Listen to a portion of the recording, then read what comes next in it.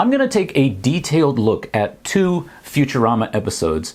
Season 1, episode 108, A Big Piece of Garbage, and Season 8, episode 8, Zap Gets Cancelled.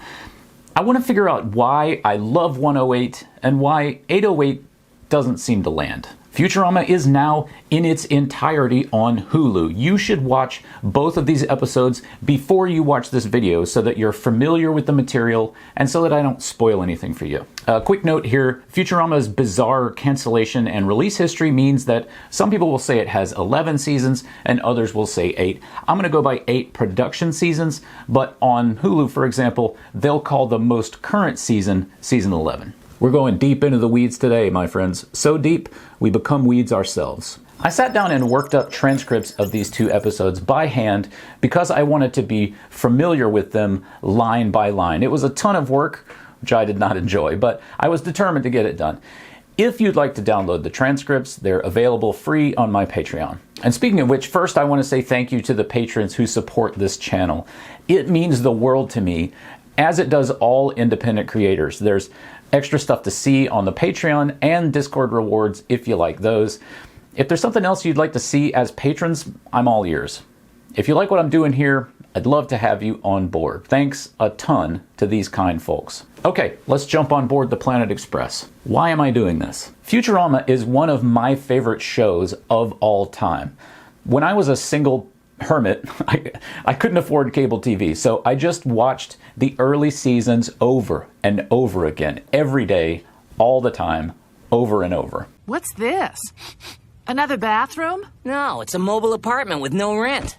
I was thrilled to learn that they were making new seasons of Futurama with all the cast members, but, and keep in mind I'm saying this as a fan who remains a fan for life, it seems to me that something in the latest episodes is different and not for the better. I also didn't really love Disenchantment, which is made by a lot of the same team members. I think all the characters are great.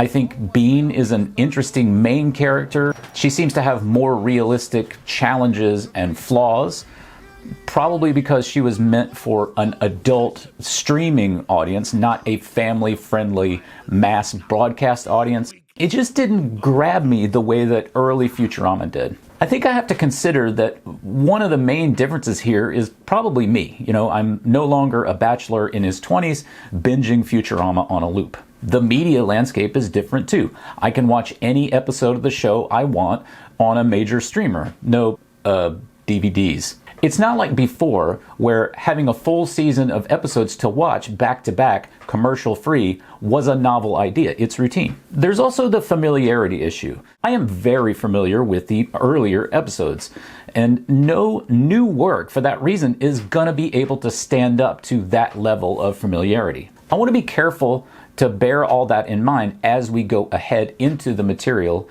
mostly because as someone who makes creative comedy work, I know how much it sucks to have someone on it. Some friends and I made a micro-budget animated show over COVID, and it was a multi-year slog. I thought it would be more work than producing my Ensemble Cast podcast, but not a huge amount more.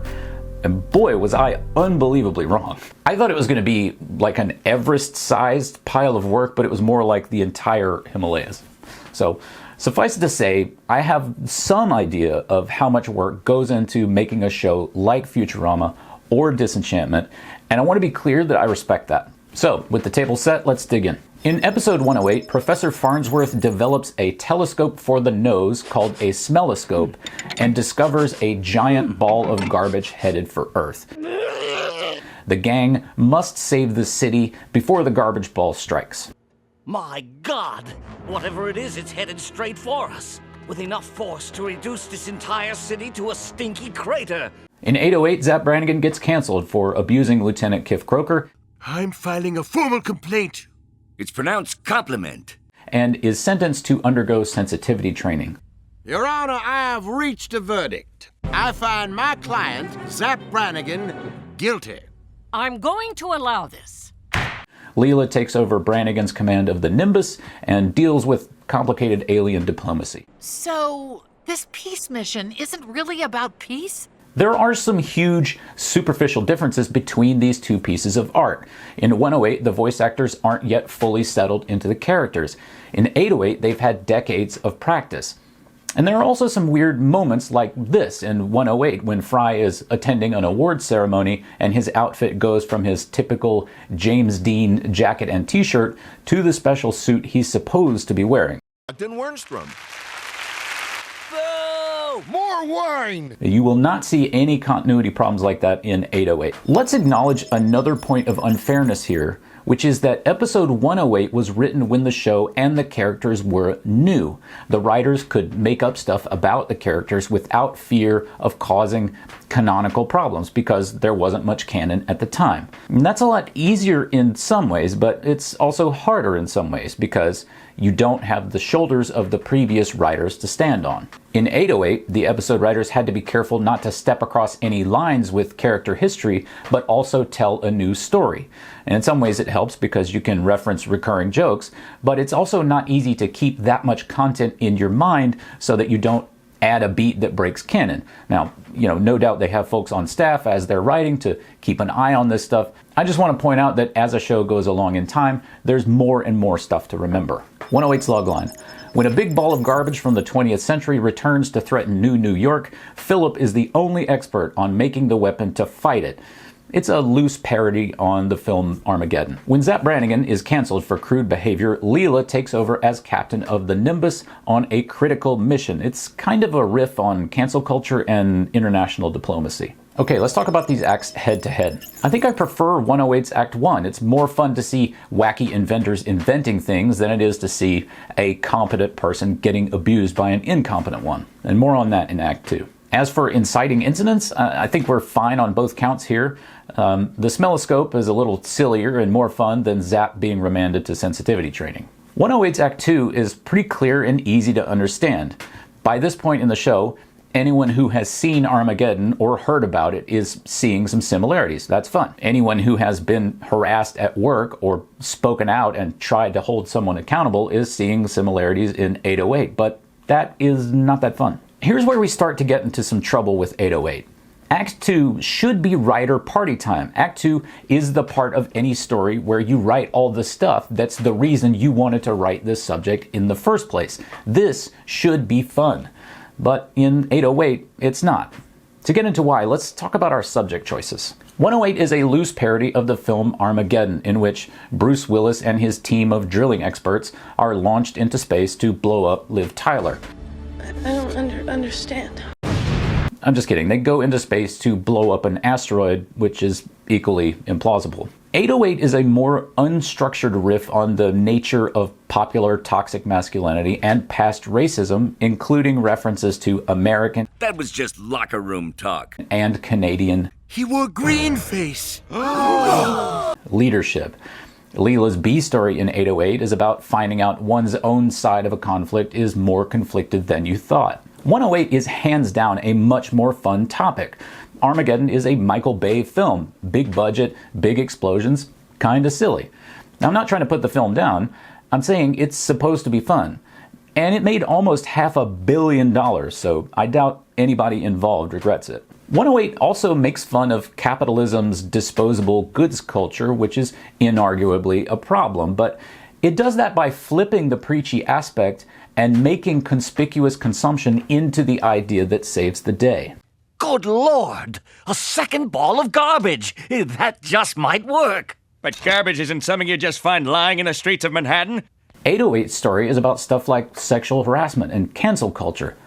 Sexual and other kinds of harassment are gigantic problems, and they need to be addressed seriously because people should be able to walk down the street and go to work and serve in the military without being harassed. But again, these are serious problems, not funny ones. If anyone could write this stuff and make it funny, I think the Futurama team could do it, but the fatigue and terror I think we all feel about people being in Kif Kroker's shoes makes it hard to laugh at Zap Brannigan going to sensitivity training because he and people who act like he does absolutely should face some kind of consequences. The training itself takes place in a classroom, and even though they abuse one another and the instructor slaps them around, the setting isn't that fun.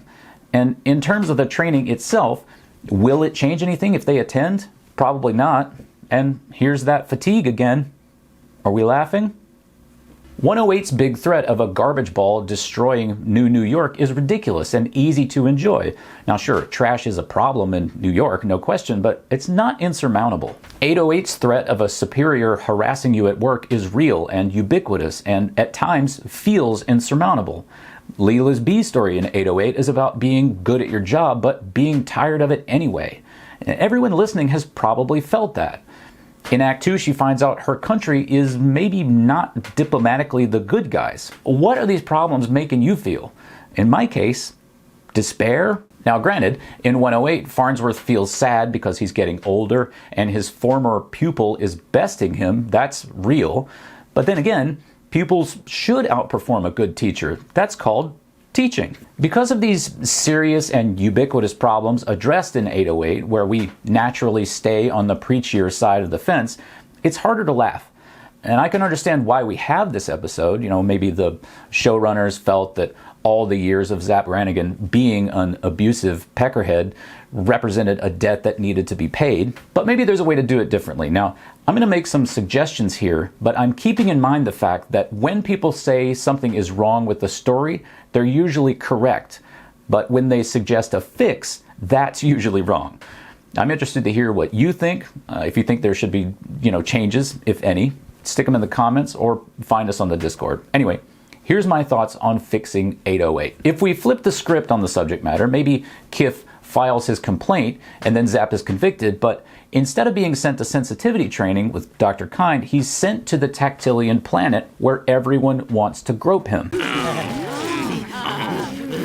At first, of course, he loves it, as he did in the Amazonian Women episode. Maybe he's a military advisor, giving the Tactilians his typical Zap Brannigan terrible advice. At least with me in charge, they don't suffer long. But they don't order their troops pointlessly into battle, as he recommends, because they just see him as a groping target.